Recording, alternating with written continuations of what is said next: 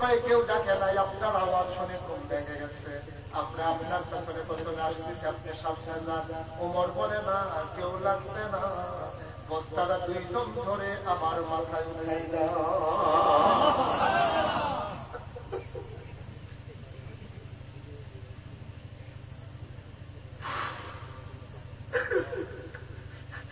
বস্তাটা মাথায় উঠাই দাও। কর্মচারীরা তো আমরা রিজাইন দেবো, চাকরি করবো না, আমরা থাকলে আপনি যদি বস্তা মাথায় নেবেন, তাই আমাদেরকে কেন রেখেছেন, আমাদেরকে বিদায় করে দেন। ওমর বলে কেন, আমি বস্তা নিলে সমস্যা কি, দায়িত্ব আমার, বস্তা তাড়াতাড়ি আমার মাথায় দাও। যুবকেরা বলে, কর্মচারীরা বলে না, আপনি সামনে সামনে যান, আমরা বস্তা নিয়ে আসতেছি। ও আইরনের মুসলমান, মুশতাক ফয়েজী কোনদিন তোমাদের কাছে আসে নাই, আর কোনদিন আসবো কিনা জানি না।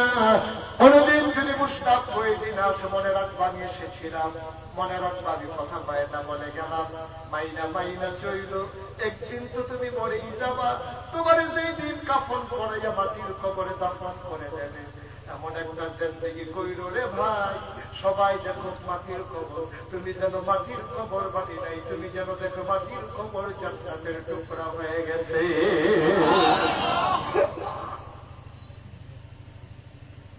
এমন একটা জিন্দেগি আমরা চাই নাকি চাই না? কথা পায় না, চাই নাকি চাই না?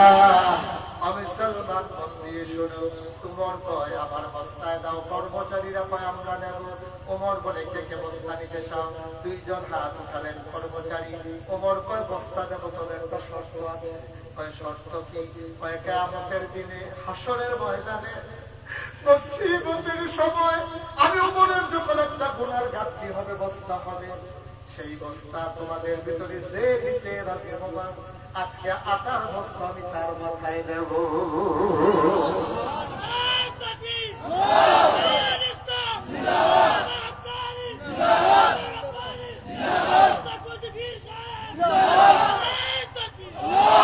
আমি তার মাথায় বস্তা দেব। যে মানুষটা কিয়ামতের ময়দানে আমার গুনার বস্তা নেবা, এখন আর কেউ দেয় না, সবাই পেছনে পড়ে গেছে। ওমর কয় জানতাম, এটা আমি জানতাম, আমার স্ত্রী আমার বোনার থাকবে না। মানুষ কোন চিন্তায় সংসার করতেছ? নিজের স্ত্রীর জন্য, সন্তানের জন্য তুমি সুদে টাকা খাইয়া টাকা বাড়াই দিয়া যাইতেছ।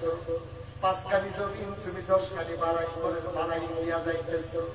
তুমি নতুন বাড়ি করে দিচ্ছ, বাচ্চারা ওই বাড়িতে ঘুমাবে। তুমি এই বাড়ি বানাইতে গিয়া কতদিন তুমি নামাজ কাজা করেছো, তুমি জমার নামাজও কাজা করে ফেলেছো। এই ঘর বানাইতে গিয়া তুমি আজকে মরে দেখো রে ভাই, তোমার লাশটা যদি ঘরের বাইরে নেয়, তোমার বিবি বৃষ্টির ভিতরেও তোমার লাশটা আর ঘরে ফেরাবে না, ঠিক কিনা? কি রঙের ঘর দৌড়াইতেছি আমরা। এই বিবির জন্য তুমি কি না করেছো? এই সন্তানের জন্য তুমি কি না করছো? আজকে মাহফিলের পরে বাড়িতে গিয়ে তোমার বিবির শিখাইবা, ও বিবি, আমার জীবনে যত গুণা তুমি থাকবে বা নাকি, দেখবেন অপর দিকে বুক ফিরাই ফেলবে, মুচকে হাসি দিয়া বলবে আমার গোনা নিয়ে আমি টেনশনে আছি, তোমার গোনা নেব কখন? কেন তুমি এই কাজ করছো? তুমি কি না করছো? তোমার আব্বা তোমার কত কষ্ট করে বিদেশ পাঠাইছে। আরে তুমি তো জানো না, তোমার সব হয়ে গেছে, তোমার টিকেটের টাকা নাই, তোমার আব্বা পাগলের মতো দৌড়াইতে আছে, কেউ টাকা দেয় না। তোমার আব্বা প্যারেশানি দেখে, তোমার আব্বার প্যারেশানি দেখা ওই সত্যকের পিছ থেকে ওই 40 বছর আগে বাবা দিছিল একটা কানের এই গলার মালা, সেইটারে পেঁচাইয়া টানা দিয়ে রাইখা দিছিল, যেটা আমি বিপদের দিনে কাজে রাখবে। ওই টানা পেঁচানো সেই স্বর্ণের চেনটা বাইর করে দিয়ে কাটতেছে। আব্বা দিছিল, বড় আব্বার স্মৃতি। বিয়ার সময় পরে কষ্ট করে কোনটা খেয়ে পেয়েছে, আমার বিয়াতে সেইটা দিছিল, এটা দেখে আমার ফুটের জন্য টিকিট কাটে।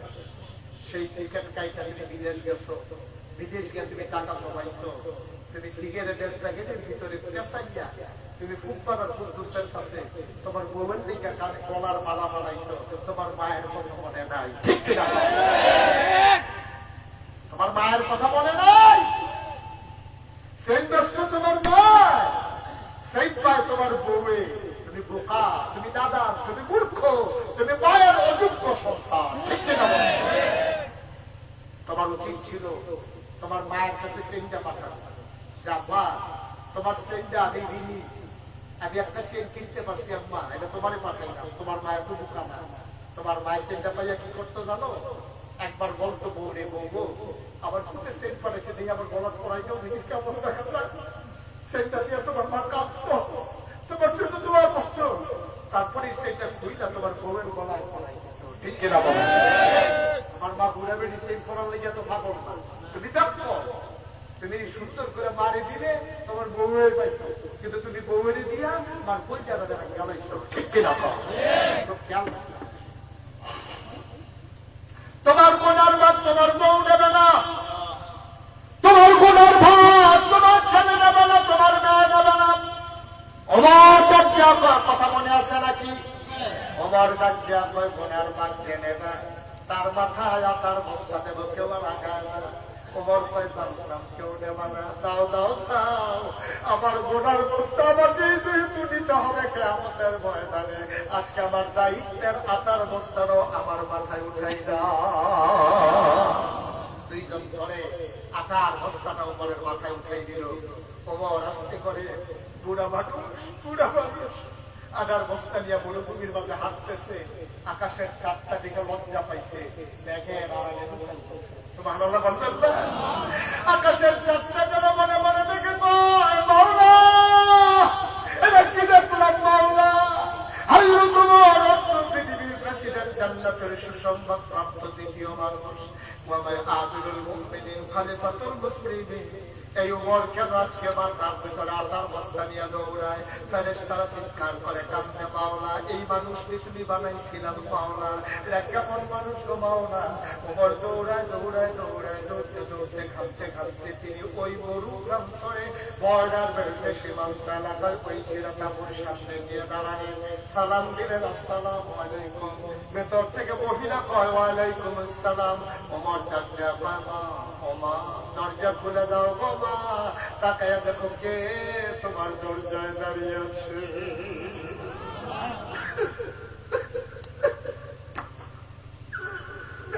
মহিলা মনে করেছে রাস্তার কোন পথিক নিশ্চয়ই সাহায্যের জন্য খাবারের জন্য এসে দাঁড়িয়েছে। মহিলাটা কয়, বাবা কে আমার মা ডাকে? আমি মা হওয়ার উপযুক্ত না, আমার মা নাই কোনা, আমার জন্ম দেওয়া দুটা সন্তান 3 দিন ধরে আমি খাইতে দিতে পারি না, আমি কিসের মা? কিসের মা? আমার মা নাই কোনা, আমি মা হওয়ার উপযুক্ত না, কোনো সন্তান ধরেছি খাবার দিতে পারি না, তুমি অন্য থাকতে যাও, আরেকদিন আই সবই পারলে তোমার সাহায্য দেব। ওমর ডাকতে, মা ও মা তুমি আমার চিনো নাই গো মা, আমার কোনো সাহায্য লাগবে না, দয়া করে দরজাটা খুলে দাও। মহিলা দরজা খুলে দিলেন। তাকাইয়া দেখে একটা আধা পাকা আধা কাঁচা দাড়িওয়ালা একটা মানুষ দাঁড়িয়ে আছে, মাথার ভিতরে একটা বস্তা। মহিলা ডাকতে, তুমি কে বাবা? চিনলাম না। মা আমারই চিনবা না, এই এলাকাতে আমার বাড়ি, আমি যাচ্ছিলাম তোমার সাবুন কেনার থেকে, 3 দিন ধরে তোমার বাচ্চারা খায় না তোমার, এই জন্য চিন্তা করলাম কিছু খাবার দেওয়া দরকার। আমার কাছে সামান্য কিছু আটা ছিল, খেজুর ছিল, সবজি ছিল। মা দরজা খুলে দাও, অনুমতি দাও, ভিতরে আসি। মহিলা ডাক দেয়া, ভেতরে আসো। বলে যে মা বস্তাটা একটু ধরে নামাও। মহিলারা ধরলেন, বস্তা নামালেন। ওমর ডাক দেয়া, মা তুমি একটা কাজ করো, তাড়াতাড়ি আটা গুলো কয়টা রুটি বানাও, এই ফাঁকে আমি ফু দিয়া নিবে দেওয়া আগুনটা ধরাই দেই। তুমি রুটি বানাও আর আমি ফু দিয়ে একটা আগুন ধরাই। অর্ধ পৃথিবীর প্রেসিডেন্ট, আমিরুল মুমিনিন, খলিফাতুল মুসলিমিন, নবীর পরে যিনি নবী হবেন, নবী ঘোষণা দিয়েছেন, যদি নবী থাকতো সেই ওমর চুলার ভিতরে ফুটি আগুন ধরায় আর মহিলা আটা গুলতেছে। ইসলাম ইসলাম ইসলাম। আমরা মুসলমান, তারাও মুসলমান। লজ্জায় সামনে দাঁড়াইতে পারবো আমরা? কিয়ামতের ময়দানে তাদের সামনে লজ্জায় আমরা দাঁড়াইতেও পারবো না। জান্নাতে আশা করবো দূরের কথা, তাদের সামনে লজ্জায় দাঁড়াইতেও পারবো না। হাফালাই যেতে হবে। এই মানুষগুলা জান্নাত নিয়ে বড় টেনশনে আছে, জবাব নিয়ে বড় টেনশনে আছে। আর আমরা কি রঙের করা দৌড়াইতে আছি? কিয়ামতের ময়দানে হিসাব দেব, এই কথাটা যেন আমরা ভুলেই গেছি। ঠিক কিনা?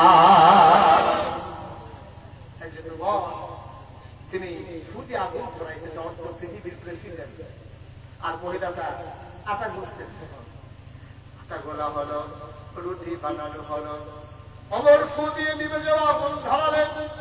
তিনি বললেন, আম্মা আমার কাছে রুটি গুলে গুলে রুটি বানিয়ে আমার হাতে দাও, আমি তার ভিতরে খোলার ভিতরে সেঁকতেছি। মহিলা রুটি বানাই দেয়, ওমর খোলার ভিতরে দিয়ে 2টা রুটি সেঁকলেন। আবার ওমর ডাকতে, আম্মা গো আমার ভাইয়েরা খায় না, 3 দিন হয় ভাইয়েরা খায় না, কাঁদতে কাঁদতে দুর্বল শরীরটা নিয়ে ঘুমাই গেছে। তুমি যদি অনুমতি দাও আমি তুমি উঠাই গো আম্মা। মহিলা ডাকিয়া বলে, বাবা উঠাও। আবার ওমর 2টা ছেলেকে দেখলেন, ভাই উঠলো। বাচ্চাগুলো উঠলো।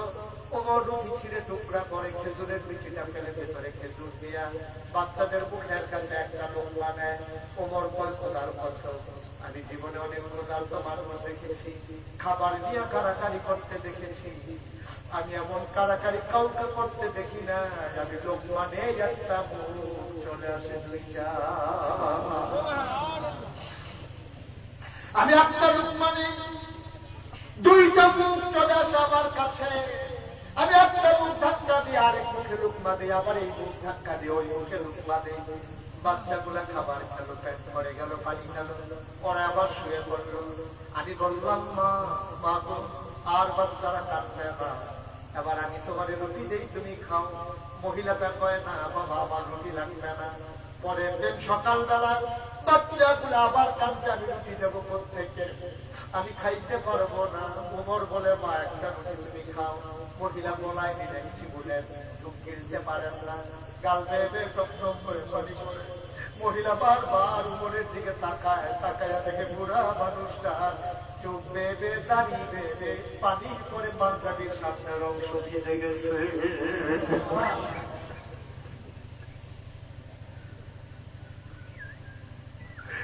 মানুষটার পাঞ্জাবিরা ভেজা, দাঁড়িয়ে বেয়ে টপ টপ করে চোখের পানি পড়ে। মহিলাটা দেখতে কয়, বাবা তোমার নাম কি আমি জানি না, তোমার আমি চিনিও না, তোমার মতো মানুষ থাকতো, ওমরের মতো মানুষ আমার খলিফা হয়ে গেছে। মদিনার মানুষগুলোকে তোমাকে দেখে নাই, ওমরের মতো তো শক্ত মন, সকালবেলা ঢুকলাম এই পর্যন্ত খবর নিল না। ওমর কেমনে খলিফা হয়, তোমার কি মানুষ চিনে না বাবা? তুমি হইলা খলিফা হওয়ার উপযুক্ত, ওমর পাশে নাই, তুমি যদি ঠিক এসেছো।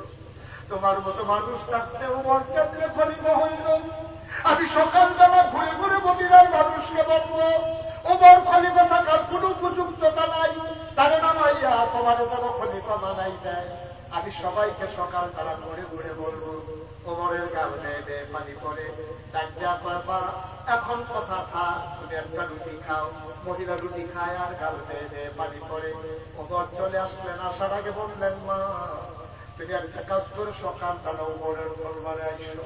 মসজিদে নববীতে ওমর সেখানে বসে, মা গো আমার সাথে ওমরের বড় খাতির গো,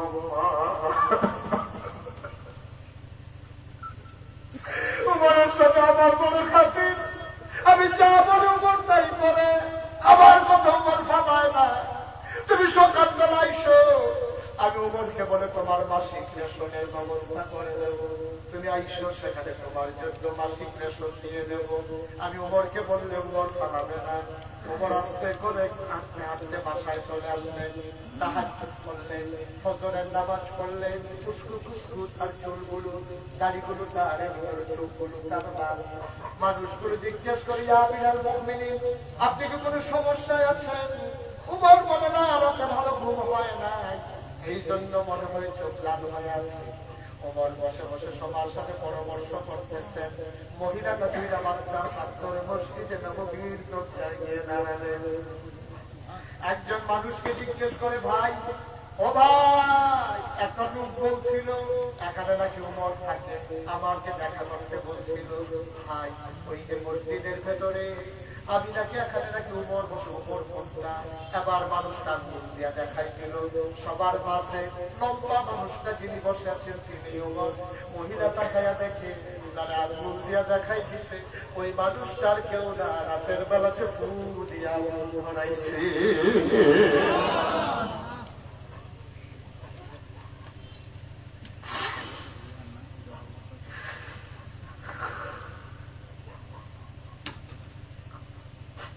মহিলারা ভয় পেয়ে গেলেন। তিনি মনে করলেন এই মানুষটা নিশ্চয়ই আমাকে ছাড়বে না। আমি শুনে শুনে তার গালি গালাজ করছি, আমি তাদের মতো স্বপ্ন কথা বলছি, এই মানুষটা আমার ছাড়বে না। মহিলারা দুইটা বাচ্চারে ধরে দিলেন, উপরের নজর পড়ে গেছে। আমার সবাইকে বসায়া চামড়ার চামড়া হাতে নিয়ে দিলেন, সামনে এসে দাঁড়ালেন। ডাক্তার আম্মা, আম্মা তুমি দৌড়ে পড়ে যাও। মহিলারা কয়, বাবা আমি তোমার অনেক সত্য কথা বলেছি, আমি বুঝি নাই তুমি যে তুমি যদি পিটাইতে মন চায়, মহিলাটা কয় আমার যদি শাস্তি দিতে মন চায় দাও, আমার জেলখানায় দিও না, আমার বাচ্চা গুলার কেউ নাই,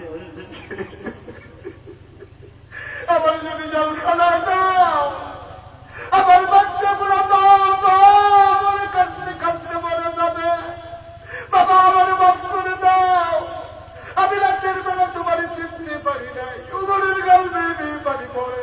চামড়ার চাবুকটা মহিলার হাতে নিয়ে দিলেন, বললেন আম্মা, ও আম্মা পিটাইতে মন চাইলে আমার পিটাও, তোমার কাছে দরখাস্ত দেবো আম্মা, কিয়ামতের ময়দানে উমরের বিরুদ্ধে বিচার দিও না। পিটাইতে মন চাইলে পিটাও, গালি দিতে মন চাইলে গালি দাও, কিন্তু কিয়ামতের ময়দানে উমরকে আসামি বানাইও না। আমার বড় ভয় লাগে বাবা, কিয়ামতের ময়দানে না জানি আমি আসামি হয়ে যাই। ওয়াইরনের মুসলমান মুস্তাক হয়ে যে কোনোদিন তোমাদের ক্যাপ করে ডাকে নাই রে ভাই, কি রঙের ঘরে দৌড়াইতেছ, মুসলমান কারে কই চিনে রাখো। তুমি যদি আবার আমাকে বলো হুজুর আমি তো উপরে কত পৃথিবীর প্রেসিডেন্ট হবো না, আমার সেই দায়িত্ব পালন করা লাগবে না।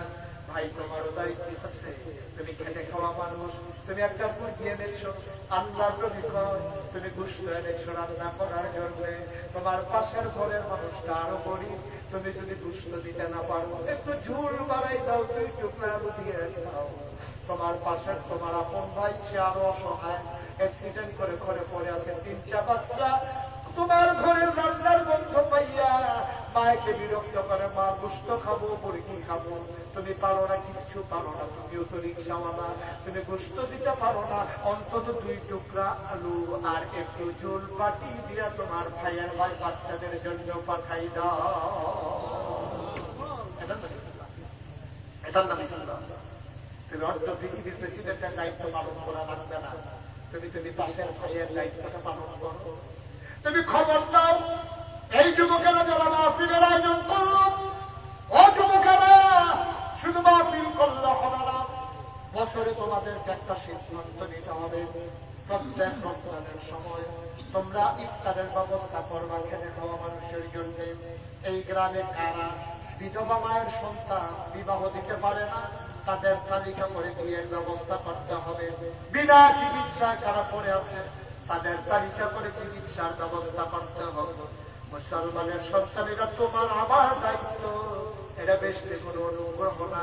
তুমি সুস্থ আছো তোমার নিয়ামত, অসুস্থ মানুষটার পাশে দাঁড়ানো এইটাই তোমাদের দায়িত্ব, ঠিক কিনা?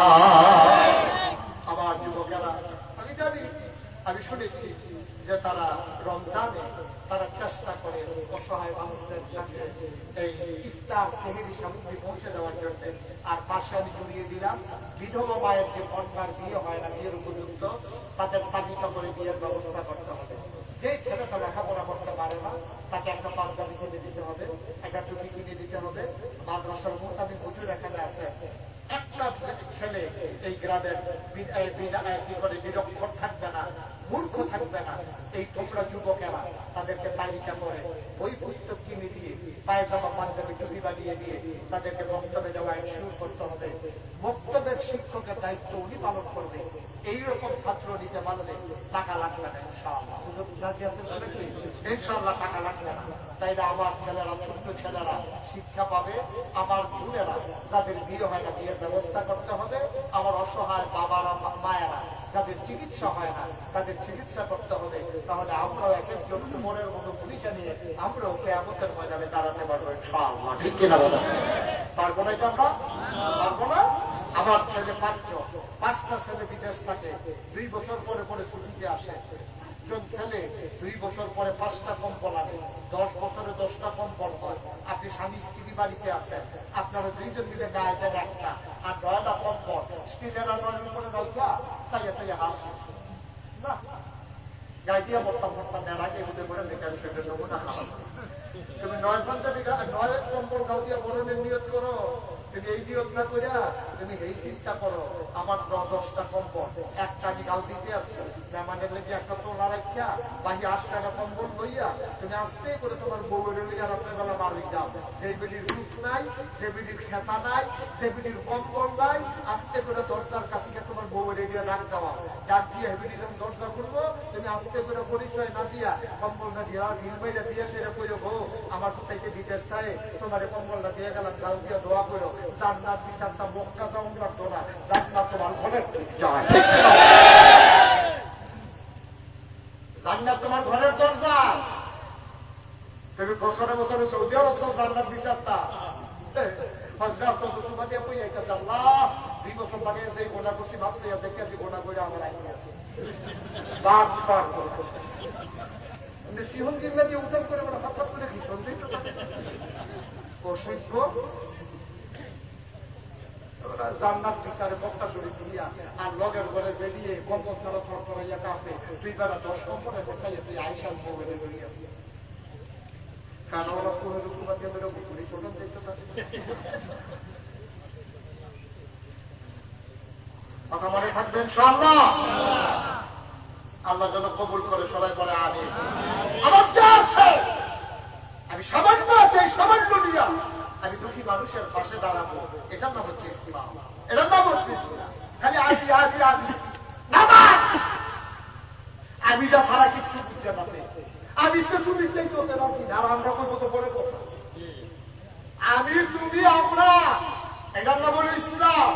আমিও তুমিও আমরা সবাই, ঠিক কিনা বলো? তুমি আঙ্গুল ফিরলে কলা গাছ হয়ে যাবে না। তুমি পয়সাওয়ালা মানুষ হয়েছো, রমজানের সময় লাইটিং করে, আবার আইয়া দিব জাকাতের কাপড় দিব, লাইন ধরে নগরে লাইন ধরে, মা ব্যান্ডের লাইন ধরে, তোর জাকাতে বুঝুরি বানিয়ে অসভ্য। জাকাত দিতে গিয়ে ফুটে ফুটে ফলাইয়া বেরো লেগে, ঠিক কিনা কও? এই যারা জাকাত নিতে হয়েছে দুনিয়ার মানুষ দেয় না, ওই সাংবাদিককে দেখাইবো বেশি মানুষ, বেশি মানুষ দেখানোর লেগা দুনিয়ার মানুষের লাইন ধরাইছে। এই জাকাত ধরে কে শিখেছে? অসভ্য। জাকাত দেওয়া কে শিখেছে তোমার? এই জাকাতের সিস্টেমটা, জাকাত হলো রাতের বেলা অন্ধকারের ভিতরে তুমি চুপি চুপি দিয়ে আসবা। তুমি যে দিচ্ছ সে যেন না জানে, সে যে তুমি যে সেজে পাইছে তুমি যেন না জানো, এইভাবে চুরি করে তুমি জাকাত দিয়ে আসবা। জাকাত কোনো দাম না, তোমার গরিবের তোমার কাছে পাওনা টাকা, ঠিক কিনা কও? জাকাত তোমার কাছে ফানা, এটা কোনো দাম না, অনুগ্রহ না, বরং অনুগ্রহ করছে তোমারে, তুমি তার অনুগ্রহ করো নাই, তোমার জাকাত নিয়ে তোমার গোনার দিতে বাঁচাইছে, ঠিক কিনা কও? তুমি জাকাত না দিলে গোনাগার হইল, হ্যাঁ জাকাতটা না নিলে তুমি লইয়া লই হাত পাও, জাকাত তো অন্য পাই জানো, এতে নিয়া তোমার জাহান্নামে বাঁচাই দিছে। সুতরাং তুমি তোমার প্রতি কৃতজ্ঞ না, তুমি তার প্রতি কৃতজ্ঞ যে ভাই আমার জাকাত রাখিয়াতে বাঁচাইছে, ঠিক কিনা? জাকাত কোনো দাম না, জাকাত হলো গরিবের ধনীর কাছে পাওনা, পাওনা টাকা। যদি ইসলামী রাষ্ট্র হইতো, আমরা দেশে যে জাকাত অনেকে দেয় না, তারে বাইন্দা জেলখানাত নিয়া অ্যাকাউন্টস অফিসার বানাইয়া হিসাব কইরা কয়টা জাকাতাইয়ে তারপরে ফিটা দিয়া তারটা আদায় করলো ইসলামী রাষ্ট্র হইলে ঠিক কিরকম বাচ্চা কাছে ইসলামী রাষ্ট্র নাই খাইয়া গেল আইসা দিনে খাইতা তামা তামা করে না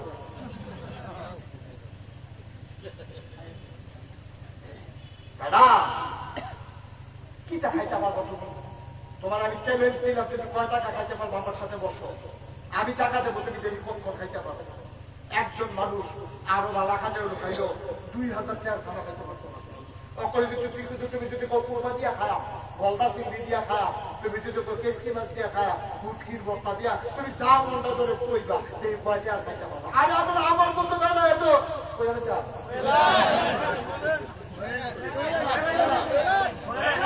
মাহফিল রাস্তা মাহফিল গেছি এটা নিয়ে শুনছি আমি দেশে গুড়া মাছটা পছন্দ করি এটা দিয়ে আমার লাগা কই মাছ শিং মাছ ট্যাংরা মাছ রুটি দিয়ে বানাইয়া দিছে দিছে পরে আমি ইচ্ছা মতো খাইছি পছন্দ হয়েছে খাইয়াটাই এসে করে ওই যেতে খাওয়াইতে আছে খাইতে আমি গেলাম খানা শেষ আমার এখন যদি কেউ ফিডে কাঁপতাম খারাপ খাইতাম না খাইতে বন্ধুরা একটা দিনে বাইরে রেখে খাই না ডায়াবেটিস এটা আমি বলছি এলাকা ঢাকাতে আপনার লেগে ওয়ার্ডার দিয়া মিষ্টি বানাইয়াছি 1400 টাকা দিয়েছি 500 টাকা কেজি কথা বলো 500 টাকা কেজি 1400 টাকা কেজি আপনার লেগে মিষ্টি বানাই আনছি আমি কি মিষ্টি চাই আনছে পরে আমি তো চাইয়া দিচ্ছি খাইতাম পারছি চাইয়া থেকে খাইতাম পারছি না তোর একটা মিষ্টি খান তারপর ওই তো পরে এটা কইছি যে একটা কাম করো যেহেতু আশা করি আপনার মিষ্টি আমার পছন্দ হয়েছে ওয়াজটা কইরাই একবার প্রতি 200 টাকা খাইও না যাইতে দুইটা খাইয়া দিতাম পারছি ওরা অন্য সময় দুইটা খাইয়া পয়সা লইয়া তারপর ভাই একদরে তো একদরে তো পারলাম না তো দুইটা রুটি গুঁড়া মাছ দিয়ে খাওয়ানোর পরে 1400 টাকা কেজি মিষ্টিটা একটা মিষ্টি পারলাম না তো খাইতাম সাইডা থেকে কাটতাম পারছি খাইতাম পারছি লাভ হয়েছে কি একদরে তো এটার লেগে বুঝি এত দাম করুন লাগে এইটার লেগে বুঝি সুদে ঢেলাও লাগে আর এইটার লেগে বুঝি তুই ঘুষ খাওয়ান লাগে এইটার লেগে বুঝি তুই কন্ট্রাক্টারি করতে গিয়ে রোডের মধ্যে বাস দাম লাগে এইটার লেগে তুই সেটা খাওয়ানোর লেগে না দা আরে খাবার লেগে আমি চিন্তা করে দিই আমাদের স্বভাবগুলো হয়ে গেছে কুকুরের স্বভাব মানে কষ্ট নিয়ে আমরা উচিত কথা কইয়া দেখে আর বলবো লাইনা নাই সারা লাগে দিয়ে দেখে আগামীকালকে সকালবেলা 3টা বুঝতে টুকরো হয়ে যাবে কথা বলো তো 3টা বুঝতে টুকরো লইয়া একটা কুত্তা আমরা ভালা কুত্তা হোক রাস্তার কুত্তা হোক অন্য কুত্তা দিয়ে দৌড়ে গেছি একটা কুত্তার কাছে 3টা বুঝতে টুকরো এটা দিয়ে আলাই দেখুন কুত্তারা একটা বুঝতে টুকরা খাইতে আছে আরেকটারে ভাড়া দিয়ে ধরে রাখছে আরেকটা ফেলে চাইয়া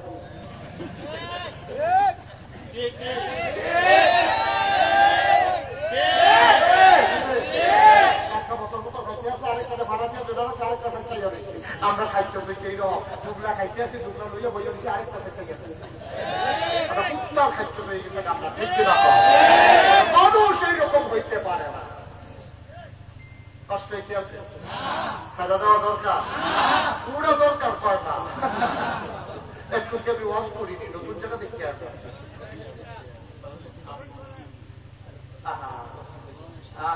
বইতে আসছে সবাই থেকে আরে মনে করি সুবহানাল্লাহ সুবহানাল্লাহ সুবহানাল্লাহ আচ্ছা এটা থাক পরে পরে বলবো আমিন করবো একটা মনের কথা কই হ্যাঁ এবারে যেমনি কেউ দেখে বইতাম কথাটা বেশি কিছু না যদি 30 বছর মুস্তাক হয়ে যে মাফি এই বছরে এই 1000 মাফি আজকে শেষ হবে এই বছর ওই যে শুরু করছিলাম সেপ্টেম্বর মাস আর আজকে এই বছরের একটু শেষ হইয়া কয়েকদিন বিরতি পায়া কুরবানিদের পর থেকে আবার লাগাতার প্রোগ্রাম এরপর ইনশাআল্লাহ দেশের বাইরে যাবো কুরবানিদের পরই যাবো তার আগে কতগুলো প্রোগ্রাম বাংলাদেশ আমার আছে কিছু প্রোগ্রাম একবার খালি চাপা মসজিদ উদ্বোধন হাফিজি মাদ্রাসা সাধারণ ভাগলি তারপরে মসজিদের খান কাঁদে ওয়াজ করি আমি আল্লাহ যাই হোক সেই কথাটা 32 বছর হচ্ছে ওয়াজ করতে করতে আমার একটা অভিজ্ঞতা আজকে আইডলের মাহফিলে কদম দিয়া আমার মন সাক্ষী দিয়েছে আপনাদের মাহফিল আল্লাহ কবুল করে দিয়েছে। আমার মনের সাক্ষী আপনাদের মাহফিল আল্লাহ কবুল করছে। যদি কবুল না করতো বৃষ্টিও তো দিতে পারতো না, বর্ষার মৌসুম, কিন্তু আল্লাহ সুযোগ করে দিয়েছে। আমি মন থেকে বিশ্বাস করি এবং আমার অনুভূতি যে আল্লাহ কবুল করে দিয়েছে। এবার একটা কথা বলবো, এই কবুল হওয়া মাহফিল যাতে এখন আমরা যারা আছি, আমাদের আব্বা আম্মা এই কবরে যারা ডুবি আছে, মাহফিল কারে তো আপনারা কিন্তু বুঝেন। আপনারা বুঝছেন মাহফিল মানে কি বুঝছেন? আপনারা বুঝেন মাহফিল মানে হলো মাইক, মাহফিল মানে হলো ফ্যানটা, মাহফিল মানে হলো ঘুরে আসবো, আমরা বইয়া খাওয়া মফ করবো, এটার নাম মাহফিল। এটা তো প্রকৃত অর্থে মাহফিল। মাহফিল কি এটা টের পাইছে এই আইডলের যারা কবর তারা। এই যে ভাই লিখে যে কইছিলাম যে সাইডা দিতাম না, কেউ উঠে খেয়াল রাখবা, খাতার লোক উঠাইলে না আর ওগুলো কথা তুলতে দেখতাম মার হাতে পাওয়া রে। তো সেই কথাটা মাহফিল মানে কি? মাহফিল মানে হচ্ছে এই যারা কবরে আছে আব্বা আম্মা, আমরা এই আইডল গেলাবো, তার একটার পাশে মাহফিল কিছু তার একজনও কবর সব রুহানি হালাতে মাহফিলের সাইডে দাঁড়াই দিয়েছে। আর দাঁড়াই দিয়েছে ফেরেস্তা একটা, তুমিও দেখো না আমিও দেখি না, দেখে ফেরেস্তা। তো ফেরেস্তা করতে যাবো এই গরমের দিকে তোমার এখনো কাউ এখনো কি করো, কবর তো সোয়েটার দিতেছে, কবরটা আইসে কই কে রেখো না এসে বিশ্বাস যাই দেখাবো আমার ঘুরতে মাহফিল গেছে ওই যে বাসার মতো বইয়ের সাথে আদারতে ছুটাতে কত আমি নিয়েছি দুনিয়ার থাকতে বাচ্চা কাচ্চা দোয়া করলে গেলে বাবার লেগে আমার খবরটা তো দাও তো বাবু আগে লেগে আমার ফুটের দোয়া নিতাম আইসি, দোয়া লইয়া গিয়া দেখতাম চাই আমার খবর জানটা আছে কিনা। সুবহানাল্লাহ বলতেন। তুমি বুঝো নাই, তুমি বুঝো নাই বাবা, মাহফিল হচ্ছে তোমার আব্বা আম্মার কবরে, আব্বা যার কবরে আম্মা যারা কবরে শোয়াইছো, আমার আব্বা নাই। মানুষগুলো যখন আমার কাছে এসে দোয়া চায়, আমার আব্বার কথা মনে পড়ে যায়। আমি মাঝ রাতে অনেক সময় আব্বার কবর চার কেনারে গিয়া বসি, আব্বার লগে আমি গুনগুন করে কথা কই, আব্বা আব্বা আপনি আমার চিনছেন নাকি আব্বা? আমি আপনার মুস্তাক হয়েছি, 11 বছরের আগে আপনি খেয়াল করছিলেন, আপনার মুস্তাক হয়েছে এখন অনেক বড় হয়েছে। হাজার হাজার মানুষ কথা শোনার জন্য ময়দানে চলে আসে, রাস্তার দুই পাশে দাঁড়িয়ে সালাম দিয়ে দাঁড়িয়ে যায়। ও আব্বা কেমনে আপনি কবরে থাকেন, 3 টুকরা কাপড় কাছে আপনারে শোয়াইছে, আব্বা আপনার কবর জান্নাত হয়েছে, আপনার কবরের ভিতরে জান্নাতি খাবার দেয়নি আব্বা। আমি আব্বার লোকে কত কথা কই, আমার আব্বা আমার একটা কথার জবাব আমার দেয় না।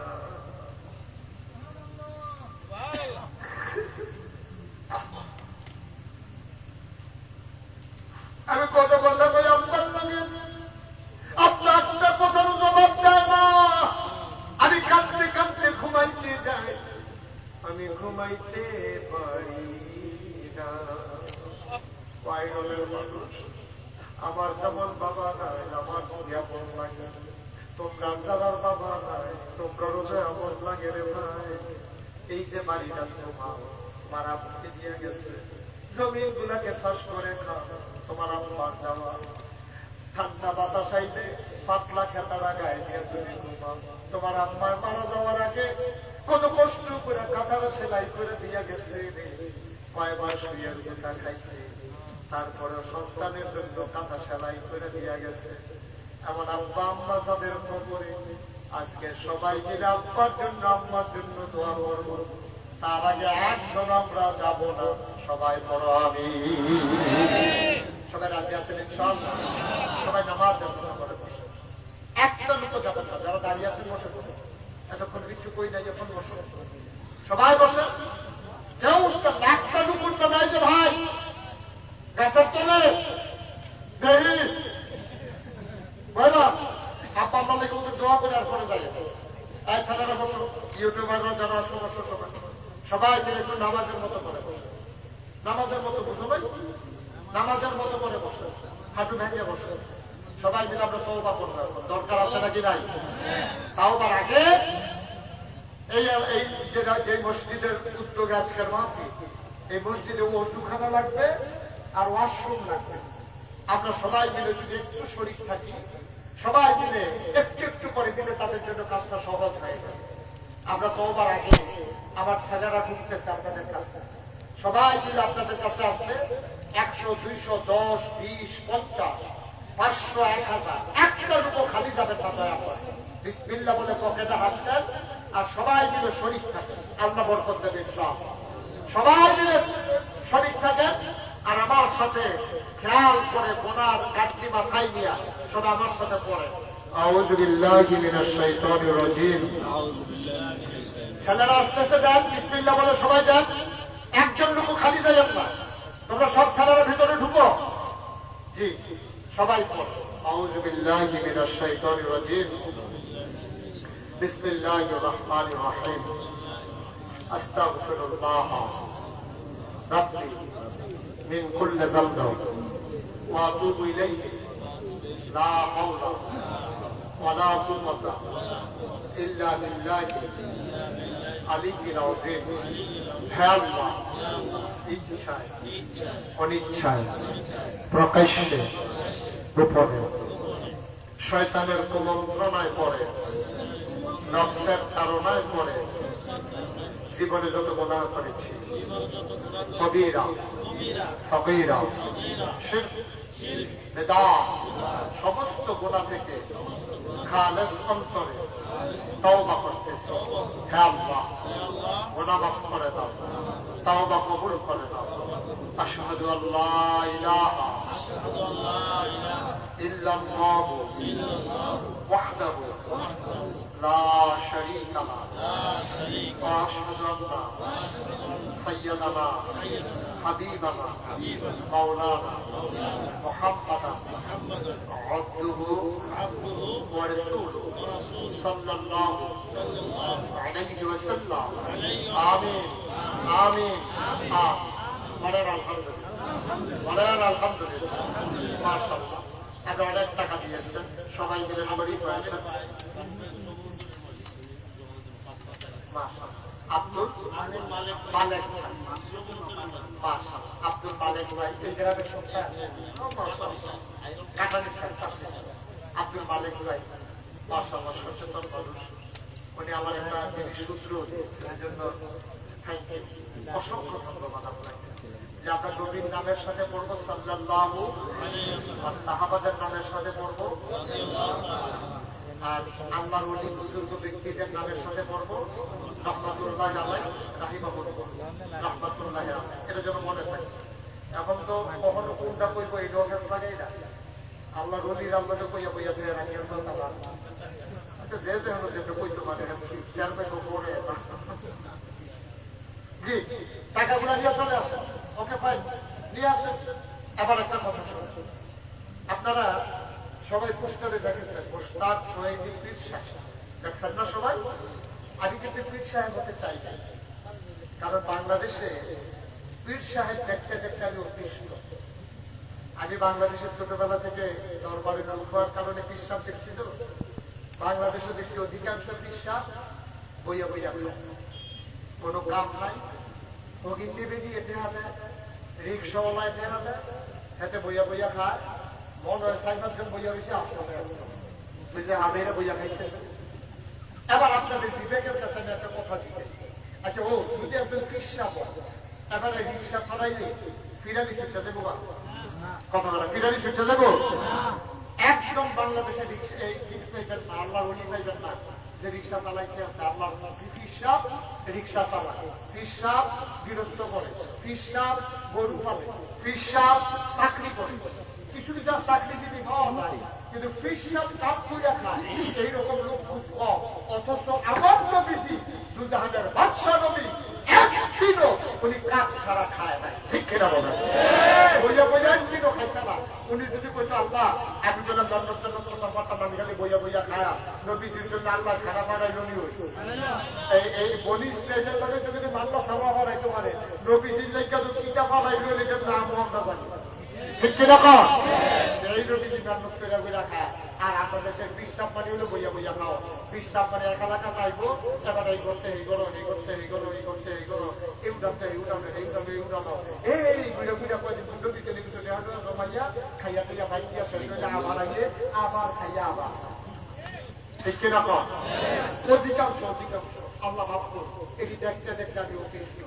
আমার দাদা, আমার আব্বা যেহেতু আমার দাদার আগে একটা কাম করছে, আমার দাদা সবাই ডাকাইয়া আমার উপরে একটা দায়িত্ব দিচ্ছে। তো আমার পরে যেহেতু বাচ্চাদের হয়ে যাওয়ার পর আমার আব্বার নাম যেহেতু নাই, আমার ফাঁকি দিয়ে চলে গেছে, আমার আদরের প্রস্তাব সে হবে আমার পরবর্তীতে দরবারের দায়িত্ব। বিশ্বাস আমি হাউ হাউ করে কাঁদতে শুরু করলাম। আমি বললাম দাদা, আপনার আমার 3 জন ছেলে আছে, আমার বড় ভাই আছে, সবাই থাকতে আমার উপরে দায়িত্ব দেবো।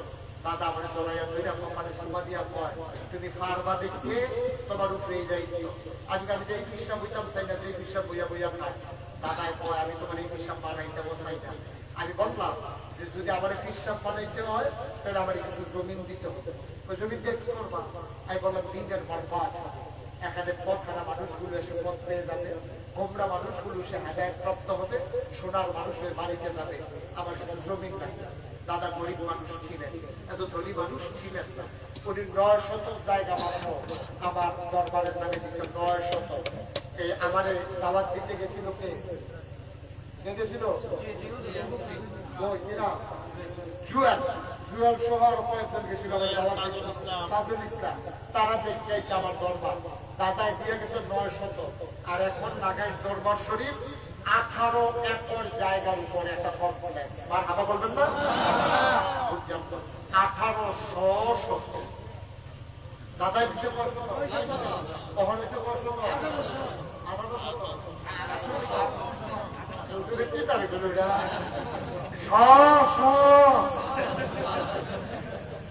1800 শতক জায়গার উপরে আমার 10টা প্রতিষ্ঠান। কয়টা? কয়টা? একটা খানকা, একটা দাখিল মাদ্রাসা, একটা নুরানি মাদ্রাসা, একটা হাফিজিয়া মাদ্রাসা, একটা ধাতব্য চিকিৎসালয়, একটা গণপাঠাগার, গবেষণাগার, ছাত্রাবাস, ইয়াতিমখানা, মসজিদ। মারহাবা বলবেন না? আমার মসজিদের 3-এর ঘর, এখনো 3-এর ঘর রয়েছে। আমার মসজিদরা তারা দেখতে এসে জুয়েল তারা, আমার মসজিদরা 3-এর ঘর, কয়েকশো লোক নামাজ পড়তে পারে। আমার নিয়মিত মুসল্লি যারা, তারা জীবনের আগে ওই আমি যে জমা পড়ে যাবে উন্ডালেছে, তারা গাড়িতে বইয়া, মাইক্রো সিএনজি, হাইয়েস্টও বইয়া, তারা সব কি আগে আগে মসজিদে বইয়া থাকে। আমার নিয়মিত মুসল্লি আইয়া মসজিদের জায়গা বাটা বাইরে সবাই বালুয়ে সালুয়ে মেঘে মেঘে বিজ্ঞান নামাজ পড়ে। আমি ভিতরে জায়গা পাই, ইমাম দেখতে হইলে আমিও পাই। তারা আমারও বার করে দেবে যে নমুনা। তো ইমাম বাইরে করে দিলে নামাজ পড়তে জায়গা পাই।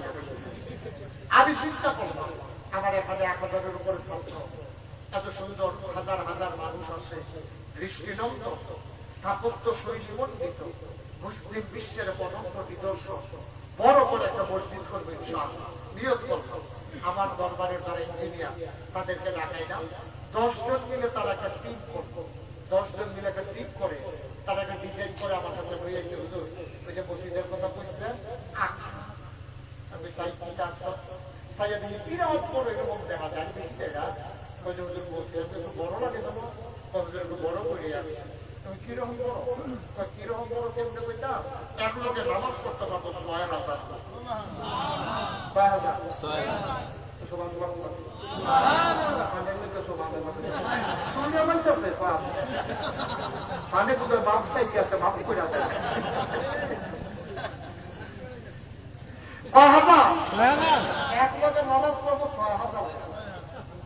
আমি কইলাম দাদা এই বাড়িতে কাগজ কোনো পাই দেখতে বলে তোরা রেখে তোর মসজিদটা কি করছি হুজুর বলছি করে আসছি মাশাআল্লাহ